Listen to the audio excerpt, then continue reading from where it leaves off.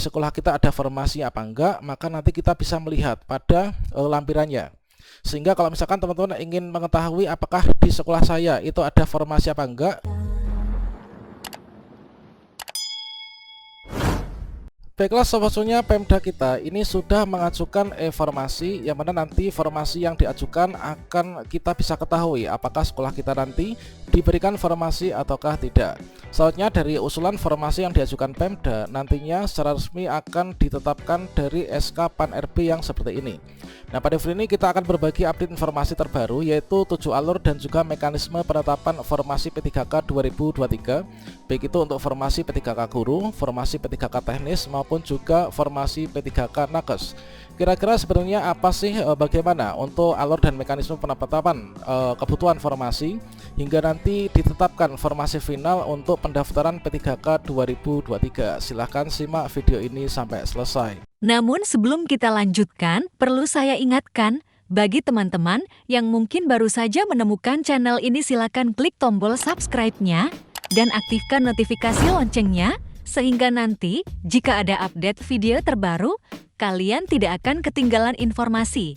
Baiklah sobat-sobatnya, untuk yang pertama di sini kita kutip dari Kemdikbudristek dulu terkait tentang penetapan kebutuhan atau formasi P3K guru ya. Nah, untuk penetapan kebutuhan formasi P3K untuk jabatan fungsional guru ini secara nasional diawali dengan perencanaan. Tahap perencanaan kebutuhan guru di provinsi dan juga kabupaten atau kota di seluruh Indonesia.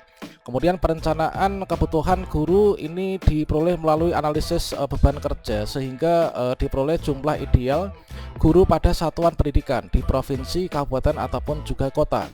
Kemudian berikutnya pengusulan kebutuhan formasi P3K untuk jabatan fungsional guru itu menggunakan sistem e-formasi sesuai dengan surat edaran dari Menteri Pendayagunaan Aparatur Negara dan Reformasi Birokrasi nomor sekian, yaitu tentang penerapan sistem e-formasi.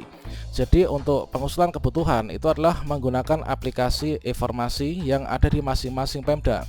Dan kemudian kalau misalkan kita lihat untuk Kemenkes itu saya rasa juga sama ya, yaitu di sini untuk bagaimana sih untuk mekanisme pengusulan dan juga penetapan formasi jabatan fungsional guru tahun 2022 dan juga ini nanti akan diterapkan juga di tahun 2023. Yang mana untuk yang pertama, untuk pengusulan formasi itu dilakukan oleh instansi pusat dan juga instansi daerah ini melalui e-formasi disertai dengan surat resmi dan juga pertanggungjawaban mutlak dari pejabat pembina kepegawaian atau PPK instansi kepada Kemenpan RB.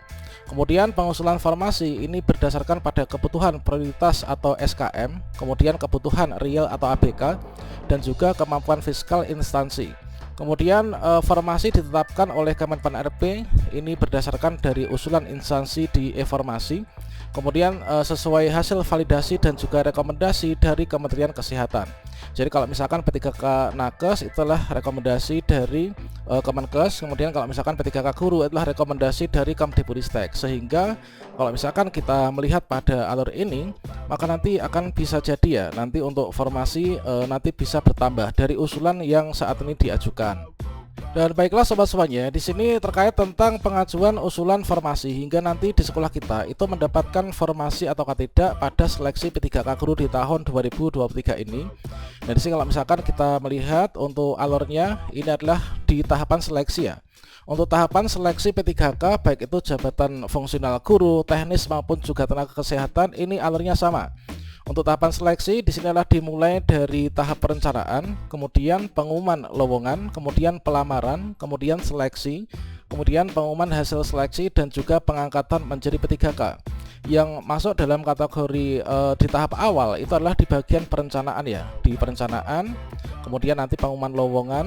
Untuk perencanaan ini adalah tahap yang saat ini sedang kita bahas, yaitu di bagian pengusulan formasi dari bawah ke atas, kemudian nanti disetujui sehingga di daerah kita itu nanti ditentukan itu formasinya disetujui atau tidak, apakah kurang ataukah mungkin juga perlu dikurangi atau ditambah gitu ya. Nah, selanjutnya dari SK Pan RB nanti akan diumumkan ya untuk lowongan. Kira-kira nanti kita sekolahnya ada formasi apa enggak, itu adalah nanti kita pada bagian yang tahap yang kedua atau tahap yang B ini ya. Nah, selanjutnya di sini dimulai dari sekolah masing-masing ya. Ini adalah untuk P3K guru. Kalau misalkan P3K nakes, tentunya itu usulan dari masing-masing satuan kerja ya, meskipun entah itu dari puskesmas atau mungkin RSUD dan lain sebagainya. Dan di sini kita mulai yaitu dari sekolah ya. Nah, di sini dari sekolah itu tentunya kemarin sudah dilakukan pendataan untuk analisis beban kerja di masing-masing sekolahnya. Nah, ini adalah dilakukan kalau daerah kami inilah kemarin sudah dilakukan sekitar pada bulan Januari hingga Februari pertengahan ya, teman. Nah, selanjutnya di sini dari pemerintah daerah, yang mana untuk pemerintah daerah itu adalah terdiri dari kabupaten, kemudian kota dan juga dari provinsi. Ini adalah dari pendataan hasil ABK dari masing-masing sekolah ini, maka dijaring dalam masing-masing kabupaten, kota ataupun juga provinsi. Yang berikutnya di sini disebut sebagai pemerintah daerah. Nah, kemudian dari pemerintah daerah ini, dari usulan formasi seluruh sekolah akan disaring kemudian diajukan yaitu ke usul kebutuhan ya. Jadi usul kebutuhan itu diperoleh dari masing-masing pemerintah daerah, entah itu kabupaten, kota ataupun juga provinsi. Nah, untuk usul kebutuhan ini dari masing-masing Pemda, itu baik itu kabupaten, kota maupun juga provinsi. Di sini untuk usul kebutuhan ini harus berpedoman pada 3 hal ya untuk pertimbangannya.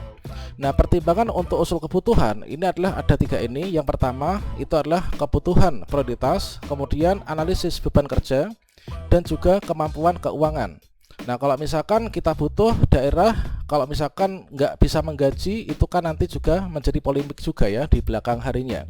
Nah, setelah di sini dilakukan analisis secara menyeluruh terkait tentang usul kebutuhan ini, setelah ditelaah dan juga diteliti, dan berikutnya secara final nanti dilengkapi dengan SPTJM dan juga by name by address-nya dari masing-masing usul kebutuhan di masing-masing sekolah itu adalah diusulkan ke Kemenpan RB, yaitu melalui aplikasi e-formasi.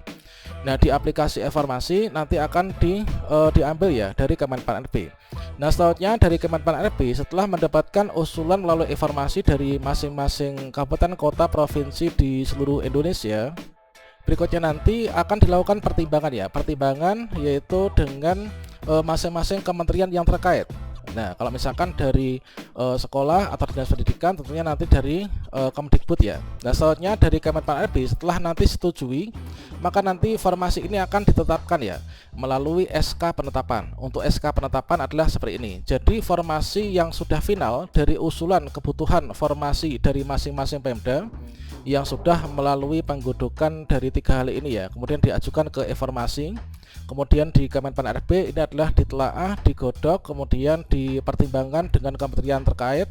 Selanjutnya kalau sudah fix, maka di sini nanti akan yaitu ditetapkan melalui SK penetapan Pan RB ya, yaitu tentang penetapan kebutuhan atau formasi P3K di setiap instansi atau di setiap daerah. Nah, selanjutnya dari SK Pan RB ini berikutnya nanti akan dikembalikan lagi kepada Pemda masing-masing, sehingga alurnya adalah seperti ini. Nah, dari Pan RB maka SK ini akan dibagikan ke masing-masing daerah, sehingga dari data final formasi yang disetujui oleh Pan RB maka daerah nanti akan digunakan sebagai acuan untuk nanti digunakan di bagian tahap yang kedua, yaitu di pengumuman lowongan ini ya, pengumuman lowongan atau pengumuman pendaftaran P3K guru tahun 2023 sebelum nanti teman-teman nanti untuk melakukan pendaftaran di sini ya. Nah, selanjutnya di sini pemerintah daerah setelah mendapatkan SK Pan RB terkait tentang formasi yang ditetapkan ini, berikutnya nanti akan membuat yaitu surat yang seperti ini, yaitu pengumuman pengadaan calon ASN tahun 2023, yang mana pada pengumuman pengadaan calon ASN ini termasuk P3K guru di sini nanti akan juga disertai dengan formasi yang dibuka ya. Nah, apakah di daerah kita, di sekolah kita ada formasi apa enggak, maka nanti kita bisa melihat pada lampirannya. Sehingga kalau misalkan teman-teman ingin mengetahui apakah di sekolah saya itu ada formasi apa enggak, apakah di sekolah saya itu buka formasi untuk jabatan yang sesuai dengan ijazah apa enggak, maka nanti secara finalnya kita bisa mengetahui setelah di sini dibuka ini ya, yaitu pengumuman pendaftaran.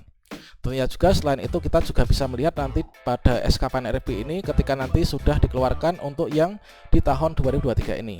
Nah, kira-kira demikianlah untuk alur dan juga mekanisme untuk usul formasi dan juga penetapan formasi yang nanti secara resmi akan kita jadikan acuan ya untuk pendaftaran penentu apakah sekolah kita ini dapat formasi atau enggak. Nah, demikian, semoga bermanfaat. Wassalamualaikum warahmatullahi wabarakatuh.